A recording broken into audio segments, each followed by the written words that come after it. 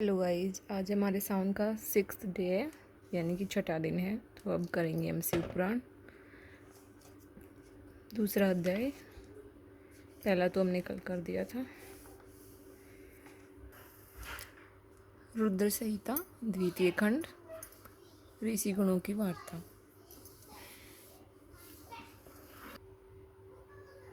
ऋषिगण सूत जी से बोले, आपने विदेश्वर संहिता का उद्यापन भली भांति सुनाया है। अब आप शिव जी का प्रकट्या, उपमा की उत्पत्ति, शिव उमा विवाह, गृहस्थ धर्म एवं अन्य शिव चरित्र बताने की कृपा करें। सूत जी बोले, हे ऋषियों, आप सब परम धन्य हैं जो शिव चरित्र सुनना चाह रहे हैं। शिव चरित्र जगत का पावन करने वाली गंगा जी के समान पवित्र है। एक बार नारद जी ने भी अपने पिता ब्रह्मा जी से इसी प्रकार पूछा था। ऋषि वृंद कहने लगे कि हे सूत जी, इस संवाद को हमें विस्तार पूर्वक बताने की कृपा करें।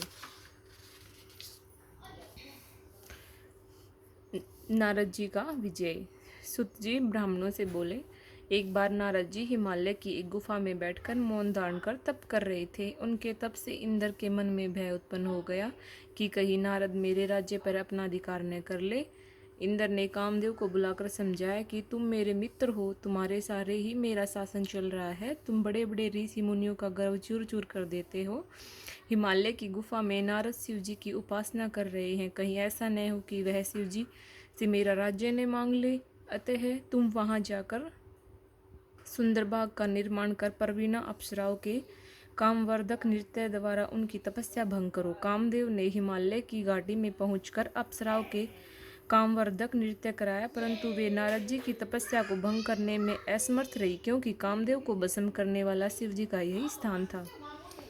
रति के विलाप करने पर शिव जी ने उसे नारद वरदान दिया कि कामदेव कुछ समय बाद फिर जीवित हो जाएगा, परंतु इस स्थान पर तथा जहाँ तक यह भस्म होता दिखाई दे रहा है, वहाँ तक उसकी माया एवं काम बाणों का प्रभाव नहीं होगा। इसी कारण इस स्थान से लज्जित होकर कामदेव को इंद्र के पास लौटना पड़ा। यह सब शिव जी की माया का फल था। बहुत समय पश्चात नारद जी तपस्या से जागे, तब उन्हें अपने द्वारा कामदेव पर विजय का ध्यान आया। इससे उनके मन में अभिमान जागृत हो गया। नारद अपनी इस विजय को बताने भगवान शिव के पास कैलाश पर्वत पर गए। नारद जी ने शिव जी को प्रणाम किया और गर्व में भरकर कामदेव पर अपनी विजय का समाचार उन्हें सुनाया। शिव जी ने नारद जी की प्रशंसा की और बोले, हे नारद, तुम धन्य हो। तुम्हारे इस प्रश्न को अन्य देव देवताओं से मत कहना, विशेषकर विष्णु जी को मत बताना, परंतु शिव जी की माया को कौन टाल सकता है। नारद जी ने ब्रह्मालोक में जाकर ब्रह्मा जी से सब बात बता दी। ब्रह्मा जी ने शिव जी का ध्यान कर सब बात जान ली कि भगवान शिव ने नारद से यह प्रसंग किसी को न बताने को कहा था। नारद जी का अभिमान बढ़ने लगा। यह सब शिव जी की ही लीला का फल था। नारद जी यह कथा सुनने विष्णु लोक में पहुंच गए। विष्णु जी ने नारद को आते देखकर आसन से उठकर उन्हें प्रणाम किया और प्रेम से पूछने लगे, आपका आगमन कहाँ से हो रहा है। विष्णु जी की बात सुनकर नारद जी ने गर्व से अपने कामदेव पर विजय की संपूर्ण कथा कह सुनाई।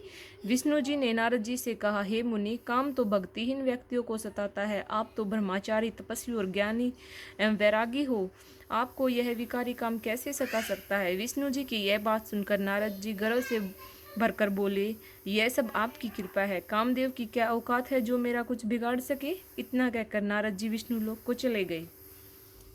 नारद का अभिमान भंग। नारद जी के चले जाने पर भगवान विष्णु ने अपनी अद्भुत माया रची। नारद जी के रास्ते में एक नगर का निर्माण कराया।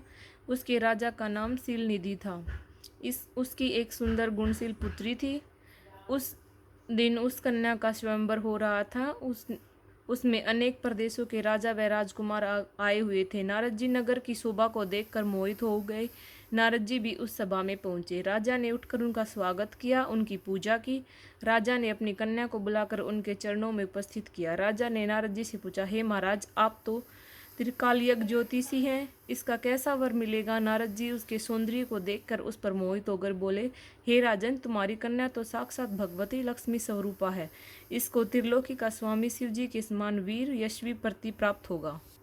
इतना कहकर नारद जी वहां से चले गए। उनके हृदय में विकार पैदा हुआ कि यह कन्या मुझे मिलनी चाहिए, परंतु राजाओं के सामने यह मुझे स्वीकार नहीं करेगी, क्योंकि सब स्त्रियां रूपवान पति चाहती हैं। इस कारण मैं भगवान विष्णु का रूप धारण कर सभा में जाऊं तो काम बन सकता है। ऐसा सोचकर नारद जी भगवान विष्णु के पास पहुंच गए।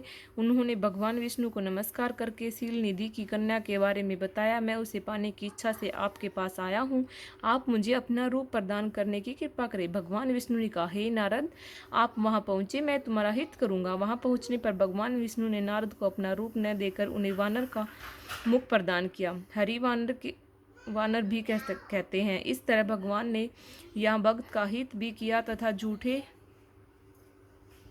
झूठे भी नहीं बने। वहां नारद जी राजाओं की सभा में बैठकर प्रसन्न होने लगे। वे अपने को इंद्र के समान शोभा वाला समझकर ऐठ कर बैठ गए। वहां पर 2 रुद्रगण भी ब्राह्मण के वेश में उपस्थित थे। नारद जी की रक्षा करने नारद जी के वानर रूप को केवल कन्या ने ही देखा था। इस वेश को रुद्रगण भी जान गए थे। वे उनकी हंसी उड़ाने लगे।